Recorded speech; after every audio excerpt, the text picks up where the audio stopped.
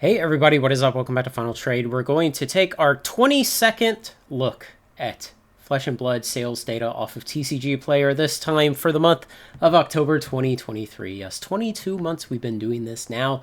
And of course, we're going to start off as usual with Welcome to Wraith, Arcane Rising, and Crucible of War, unlimited versions, not the first edition and alpha versions, but the unlimiteds.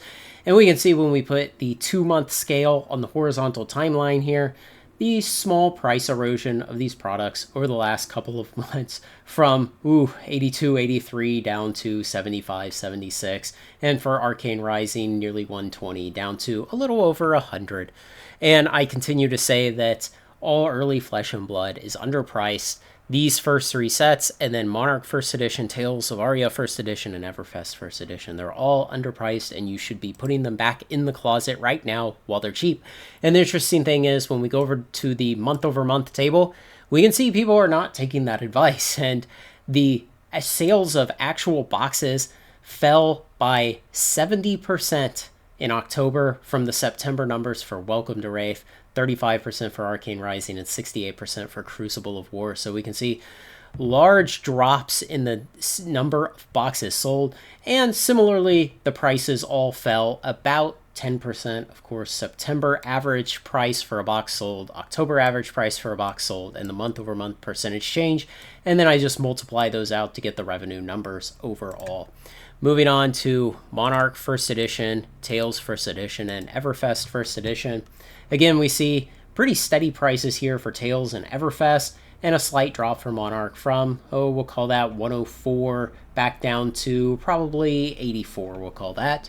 And if we look at the month-over-month table, again, people just really are not taking advantage of these prices. Monarch First Edition sales dropped from 123 boxes in September to 23 boxes in October, a fall of 81%. And likewise, Tales and Everfest First Editions fell over 60% month over month. Prices down small amounts, 3 to 10%, depending on the specific box. Now we'll go ahead and we'll take History Pack along with Uprising and Dynasty. Plot those out and look at the 2-month price action. Of course, History Pack has been incredibly stable in its price its entire life.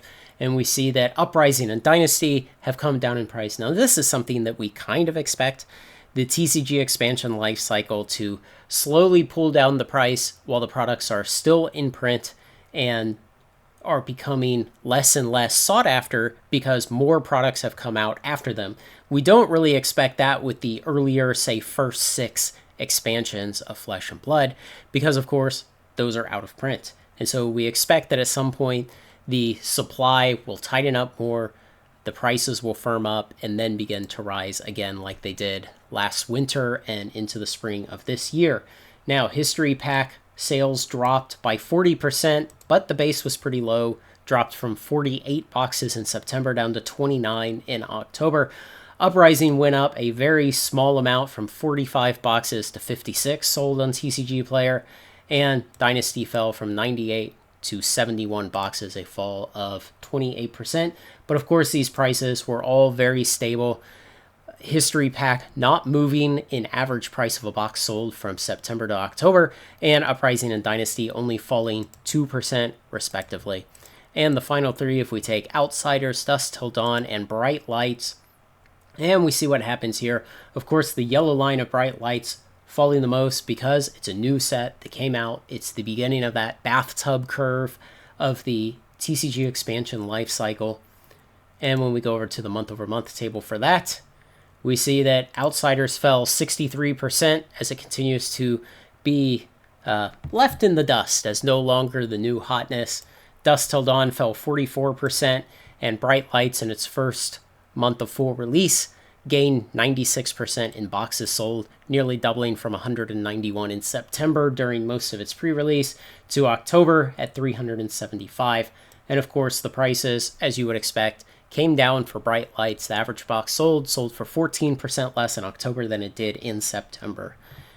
Not really surprising results there. Now, if we switch over and we compare these 3 most recent sets, on the same horizontal timeline. And so what we've done here is we've scooted horizontally the data so that the release day of all 3 sets occur at the same point on the plot, so we can compare relatively in their life cycle how were they performing compared to each other.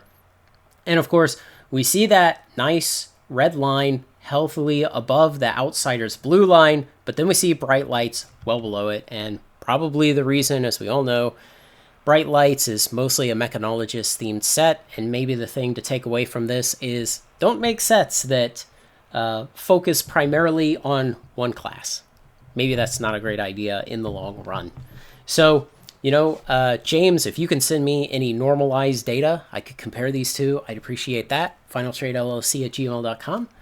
And otherwise, guys, let me know if there are other data sets out there that would be interesting to integrate into this. Anything else you want me to look at? I think these are great times to be buying those original 6 Flesh and Blood boxes, the unlimited versions of Welcome to Wraith, Arcane Rising, and Crucible of War, and the first edition versions of Monarch, Tales, and Everfest. I think they're incredibly underpriced. The print runs may have been high on the day they were released, for some of them. For some they weren't. But, we're a couple years on from the release of any of those products. The game has grown tremendously. It's likely going to continue to grow at a healthy pace into the future.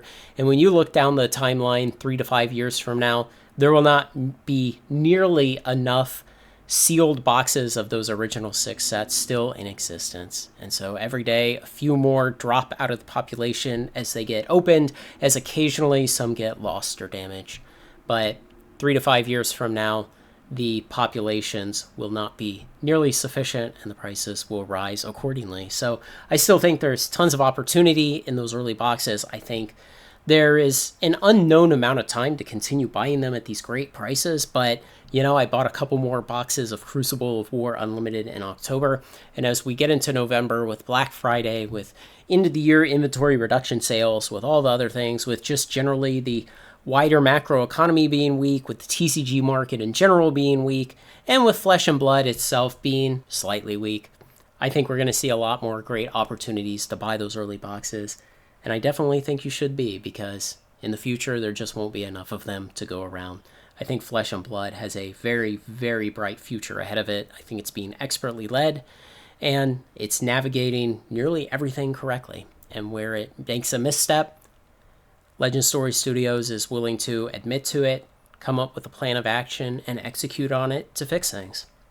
So I think, if you're thinking of taking a risk in some of the more speculative, newer games out there, I ask questions like, why not buy more Pokemon? Or if you want a little bit of risk on something that's still potentially got a lot of good gains left in it, Flesh and Blood is probably the place to go. Let me know what you think, guys. Thanks to everyone who makes this content possible, especially my generous supporters on Patreon. Like, comment, share, and subscribe, and join me on Final Trade every month as I keep doing this.